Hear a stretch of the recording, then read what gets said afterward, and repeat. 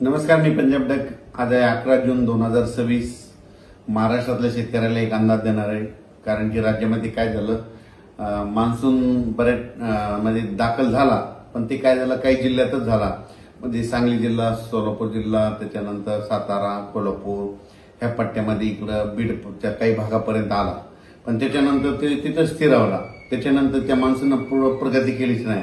तर राज्यात परत पाऊस कधी येणार आहे? तर राज्यातल्या सर्व शेतकऱ्याला सांगू इच्छितो की आज आहे 11 जून 2026. 13 जूनच्या नंतर काय होईल, राज्यामध्ये आता हे जे आजपर्यंत जे थांबलेला पाऊस आहे ते 13 जून पासून परत राज्यामध्ये पावसाला थोडी सुरुवात होणार आहे. 13 जून नंतर जे पाऊस पडेल, 13 ला पडेल, 14, 15, 16, 17, 18, 19 हे काय होईल, एक दिवस पडेल, पुन्हा दुसऱ्या दिवशी येणार नाही, तिसऱ्या दिवशी पडेल, चौथ्या दिवशी येणार नाही. म्हणजे 13 ला येईल तर 14 ला येणार नाही, 15 ला येईल तर 16 ला येणार नाही, 17 ला येईल तर 18 ला येणार नाही. असं करत करत काय होईल, या 18-19 तारखेपर्यंत हे पावसाचं वातावरण असंच राज्यभर विखुरलेलं स्वरूपाचं भाग बदलत पडत राहणार आहे. मग राज्यात मान्सूनचा पाऊस परत करीत दाखल होणार आणि शेतकऱ्याचे पेरण्या कधी होणार?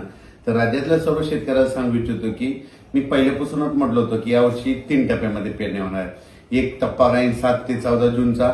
तर 7 ते 14 मध्ये काही भागामध्ये इकडं केजच्या पलीकडे तिकडं काही भागामध्ये जिथं जास्त पाऊस पडला तिकडे पेरण्या सुरू झाल्या, त्यांचे फोन देखील आले. इकडे सातारा, सांगली, कोल्हापूरकडे देखील ते सोयाबीन तिकडे देखील काही भागामध्ये पेरण्या सुरू झाल्या, लागवडी सुरू झाल्या. पण काय झालं त्याच्यानंतर महाराष्ट्रामध्ये की आपल्याकडं महाराष्ट्रामध्ये पाऊस सगळीकडे पावसाळत नाही. मग राज्यातल्या शेतकऱ्याला सांगू इच्छितो की 3 टप्प्यामध्ये जे दुसरा टप्पा आहे तर जूनच्या शेवटच्या आठवड्यामध्ये 20 जून ते 30 जून मध्ये, म्हणजे 20 जून पासून ते 30 जूनच्या दरम्यान राज्यात एक पाऊस येणार आहे. पण तुम्हाला सांगतो ते मान्सूनचा पाऊस काय होतोय, दरवर्षी मुंबईकडून येतो, पण यावेळेस काय म्हणजे शॉर्टकट मार्गानं इकडून नागपूरकडून काही येईल, इकडून कर्नाटककडून येईल, असा कर्नाटक तेलंगणातून येईल. आणि त्याच्यामध्ये मात्र 20 जून ते 30 जून मध्ये एक दुसरा पेरणीचा टप्पा होईल, म्हणून हे लक्षात येतं. त्याच्यानंतर परत याच्यातून जर काही शेतकरी उरले तर परत एक तिसरा टप्पा पेरणीचा राहणार आहे. आणि त्याच्यामध्ये तुम्हाला सांगतो 10 जुलै ते 15 जुलै, मग त्याच्यामध्ये राहिलेल्या सायलेल्यांच्या सगळ्याच्या पेरण्या त्याच्यामध्ये होतील. पण शेतकऱ्याला माझी विनंती की जमिनीमध्ये चांगली ओल असेल तरच पेरणीचा निर्णय घ्या, नसता पेरणी करू नका. कारण की 4 बोट 6 बोट ओलीव पेरणी केली तर ती आतापर्यंत फेल जाते, हे स्वतःचा देखील अनुभव आहे. म्हणून जमिनीमध्ये ईदवर ओल गेली त्यानंतर पेरणीचा निर्णय तुम्ही स्वतःचा घ्यायचा. आणि राज्यामध्ये मात्र 20 जून पासून म्हणजे 20 पासून काय होईल, बऱ्याच भागामध्ये पावसाला सुरुवात होईल.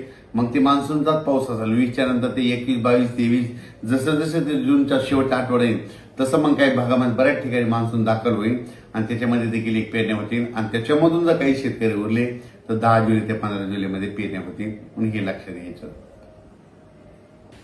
आणखीन एक तुम्हाला एक माहिती विशेष सांगतो की बऱ्याच शेतकऱ्याचे फोन आले मला की ते म्हणतात यावर्षी दुष्काळ पडेल का. तुम्हाला सांगतो कालच 7 जून लागला, आणखी 2-3 दिवसच झाले की लगेच काय झालं की तुम्हाला वाटतं की दुष्काळ पडेल. तुम्हाला सांगतो आज आहे 11 जूनला, मी म्हणत असतो ना 11 जूनला दुपारी 12 वाजता आकाशामध्ये जर खळ दिसलं, सूर्याला खळ आलं तर त्यावर्षी पाऊस कमी पडतो, दुष्काळ पडतो. पण आता मी काय केलं, स्वतः बघितलं 11 जूनला दुपारी 12 वाजता कसलं खळ वगैरे पडलं नाही, म्हणून यावर्षी दुष्काळ वगैरे काही पडणार नाही.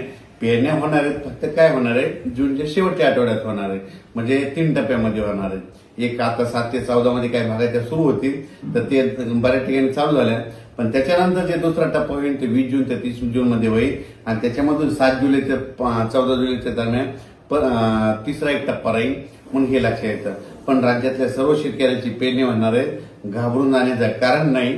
आता बऱ्याच जणांना वाटतं की 7 जून गेला आणि पाऊस नाही आला तर काही चिंता करू नका. तुम्ही तुमची कामं करून घ्या, तुम्ही तुमच्या बियाणं व्यवस्थित राहू द्या. कारण की राज्यामध्ये काय होणार, 20 तारखेच्या नंतर 20 जूनच्या नंतर जसं 21 येईल तसं पावसाला सुरुवात होईल, 22 ला बऱ्याच भागात कव्हर होईल. असं करत करत त्यावेळेस सगळ्या भागामध्ये 20 ते 30 मध्ये पाऊस जाईल आणि महाराष्ट्रातल्या सर्व शेतकऱ्यांच्या पेरण्या होतील. यावर्षी चांगला पाऊस पडणार आहे. मी पहिल्यापासून म्हणत होतो जून मध्ये थोडा कमी राहील, जुलैमध्ये जास्त पडणार आहे, ऑगस्टला कमी राहील आणि सप्टेंबर ऑक्टोबर मध्ये मात्र परतीचा पाऊस मात्र धुमाकूळ घालणार आहे. म्हणून हे अंदाज सर्व शेतकऱ्यांनी लक्षात घ्यायचा. महाराष्ट्रातला जो दक्षिण भाग आहे तर त्या दक्षिण भागामधल्या म्हणजे इकडे उदगीर, आसाम, तारकळस, इकडे पूर्णाकडला काही भाग, इकडं त्याच्यानंतर केज, अंबाजोगाई त्या परिसर, इकडे मग सांगली, सातारा त्या परिसरात बऱ्याच ठिकाणच्या पेरण्या झाल्या.